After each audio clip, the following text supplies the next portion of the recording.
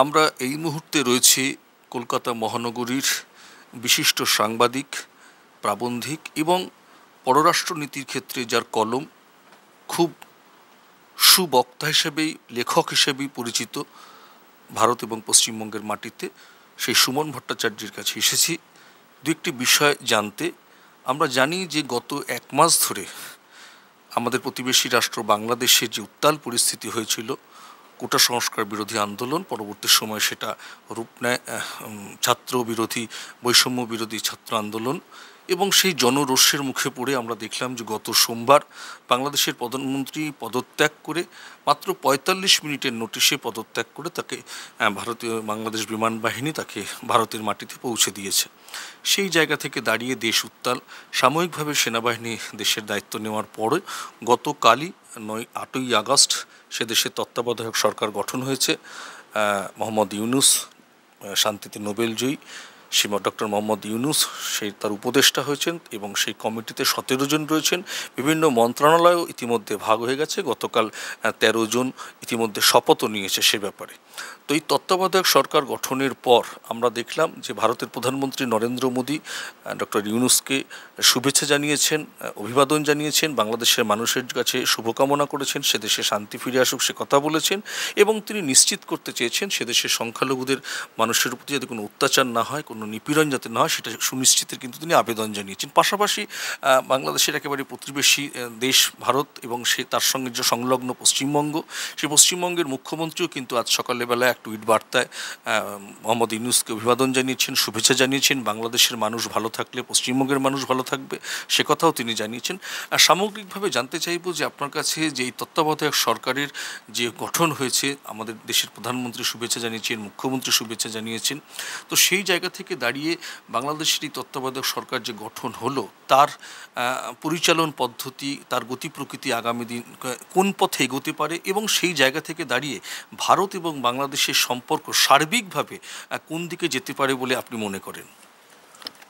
দেখুন, বাংলাদেশের তত্ত্বাবধায়ক সরকার কোন দিকে চলবে বা কিভাবে এগোবে সেটা বাংলাদেশের মানুষ ঠিক করবে, বা তত্ত্বাবধায়ক সরকারের সাথে বাংলাদেশের মানুষ, আপাতত সেনাবাহিনীর যে সম্পর্ক, তারা ঠিক করবে।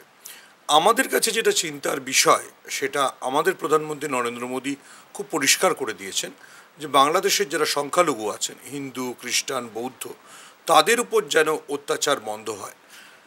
এই অত্যাচার বন্ধ নিয়েও কেন ভারতবর্ষ তার উদ্বেগ প্রকাশ করেছে? কারণ অতীতে আমরা দেখেছি বাংলাদেশি সংখ্যালঘুরা নির্যাতিত হলে তারা পালিয়ে এসে ভারতবর্ষে আশ্রয় নেয়। এবার ভারতবর্ষ যদিও সিএ আইন পাশ করেছে, কিন্তু ভারতবর্ষেরও তো একটা ডেমোগ্রাফিক প্যাটার্ন আছে, তারও একটা আয়তন আছে, তারও একটা ক্ষমতা আছে। ফলে সবাই পালিয়ে এলে তো ভারতবর্ষের জন্য বিপদ। যেভাবে গত সোমবার শেখ হাসিনা সরকারের পতনের পর যেভাবে সীমান্তে কয়েক হাজার মানুষ জড়ো হয়ে গিয়েছিলেন, তারা যেভাবে সীমান্ত পেরোনোর চেষ্টা করছিলেন, সেটা ভারতবর্ষের জন্য উদ্বেগজনক। যিনি তত্ত্বাবধায়ক সরকারের নতুন প্রধান হয়েছেন, সেই মোহাম্মদ ইউনূস পরিচিত অর্থনীতিবিদ, নোবেল বিজয়ী অর্থনীতিবিদ। ফলে তার কাছ থেকে আমাদের এটা প্রত্যাশা থাকবে, যদি তিনি সেটা চান, সেটা তিনি ভারতের সঙ্গে বাণিজ্য সম্পর্ক মজবুত করার দিকে যাবেন। প্রধানমন্ত্রী শেখ হাসিনা, যিনি পদত্যাগ করে দেশ ছেড়ে চলে গেছেন, সেই শেখ হাসিনার সময় তিনি নয়াদিল্লির সঙ্গে কম্প্রিহেন্সিভ ইকোনমিক পার্টনারশিপ এগ্রিমেন্ট তৈরির দিকে এগিয়েছিলেন।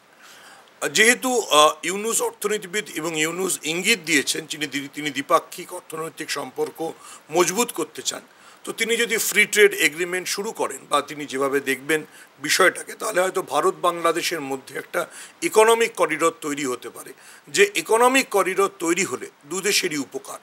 কারণ আমাদের মনে রাখতে হবে, বাংলাদেশে যে গার্মেন্টস ইন্ডাস্ট্রি চলে তার প্রায় অধিকাংশ তুলোই, প্রায় ৩৫% তুলোই যায় ভারতবর্ষ থেকে। ফলে এদেশের কাঁচামাল, ওদেশের শ্রমিক, এদেশের মেধা, ওদেশের পুঁজি, এই সমস্ত মিলিয়ে যদি একটা ইকোনমিক করিডর তৈরি হয়, তাহলে সেটা হয়তো দক্ষিণ এশিয়া একটা বড় শক্তি হয়ে দাঁড়াবে। এবং যেহেতু ভৌগোলিকভাবে এই ইকোনমিক করিডরের ঠিক উপরেই রয়েছে গুয়াংজাউতে চীনের ইকোনমিক হাব, তাহলে হয়তো সেই চীনের ইকোনমিক হাব থেকে মার্কিনী বিনিয়োগ সরে এই ভারত বাংলাদেশের যে ইকোনমিক করিডোর হবে তাতে চলে আসতে পারে। ইউনূস, যিনি মার্কিন প্রশাসনের অত্যন্ত ঘনিষ্ঠ, তিনি যদি এ বিষয়ে অনুঘটকের কাজ করেন, তাহলে হয়তো সত্যি সত্যি অর্থনীতির একটা নতুন রোড ম্যাপ খুলে যাবে। আমরা জানি না যে মোহাম্মদ ইউনূস, যিনি আবার পশ্চিমবঙ্গের জামাইও বটে, তিনি এই কাজটা করবেন কিনা আমরা লক্ষ্য রাখার চেষ্টা করব। ভারত বাংলাদেশের সম্পর্ক দীর্ঘদিনের। আমি শুধু এটুকু মনে করিয়ে দিতে চাইব যে আমি এটা বুঝি, যে আমি যতটুকু রাজনীতির ছাত্র বা পররাষ্ট্রনীতিকে বুঝি, যে আমেরিকার সঙ্গে তার লাতিন আমেরিকার দেশগুলোর যেমন একটা টানাপোড়েন চলে, যেহেতু একটা বড় অর্থনীতি, বড় দেশের সঙ্গে ছোট দেশগুলির একটা সবসময় কি বলবো একটা টেনশন চলে, তেমনি ভারতের সঙ্গেও ভারতের প্রতিবেশী দেশগুলির একটা টানাপোড়েন আছে। কিন্তু বাংলাদেশের মানুষ যদি ভারতের প্রতি বিদ্বিষ্ট হন, তাহলে সেটা আমাদের যন্ত্রণা দেয়। যেভাবে ঢাকা শহরে ইন্ডিয়া কালচারাল সেন্টার, যেটা ইন্দিরা গান্ধীর নামাঙ্কিত, সেটাকে পুড়িয়ে দেওয়া হয়েছে, সেটা আমাদের যন্ত্রণা দেয়। ফলে আমার মনে হয় বাংলাদেশের মানুষকে বা বাংলাদেশের নতুন তত্ত্বাবধায়ক সরকারকে এ বিষয়ে একটু সতর্ক হতে হবে। কারণ আমরা তো অবশ্যই চাই না যে দু দেশের মধ্যে সম্পর্ক তিক্ত হোক, কিন্তু আমরা বড় দেশ, ভারতবর্ষ বড় দেশ, সেটা তো আমাদের দোষ নয়। আমাদের বড় অর্থনীতি, সেটাও আমাদের দোষ না। আমরা ক্রিকেটে বিশ্ব চ্যাম্পিয়ন হই, সেটাও আমাদের নিশ্চয়ই দোষ না।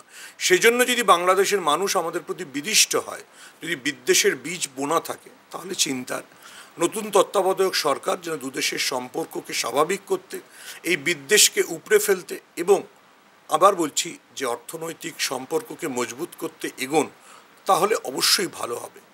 এটা আমরা ভারতবাসীরা বা বিশেষ করে পশ্চিমবাংলার মানুষজন বাংলাদেশের মানুষদের চিরকাল উন্মুক্ত হৃদয়ে স্বাগত জানিয়েছি। তারা এখানে চিকিৎসার জন্য এসছেন, তারা এখানে কেনাকাটার জন্য এসছেন, তাদের এখানে অনেক আত্মীয় স্বজন আছে। ফলে আমরা চাই না সেই সম্পর্কটা ক্ষতিগ্রস্ত হোক। ভারতের প্রতি যদি কোনো অভিমান থাকতে পারে, কিন্তু সে যেন বিদ্বেষে পর্যবসিত না হয়, এটুকুই আমার অনুরোধ থাকবে।